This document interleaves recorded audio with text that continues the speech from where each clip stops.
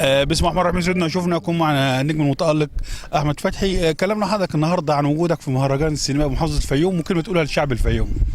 والله عايز اقول لشعب الفيوم، عايز اقول لهم على حاجه. انا اتسالت السؤال ده 4-5 مرات كده من كبار، ايه رايك في الفيوم؟ فانا كنت بستغرب قوي. قلت لهم هو انتوا فاكرين ان انا اول مره اجي الفيوم؟ الفيوم دي يعني من زمان جدا، لما تاني تالت رحله في المدرسه كانت عندنا زمان واحنا في ابتدائي الفيوم. حتى رحنا الفيوم القديمه، السبع سواقي والحاجات دي. وحتى لما كبرنا وبقينا في الجامعه بدات تظهر وادي الريان.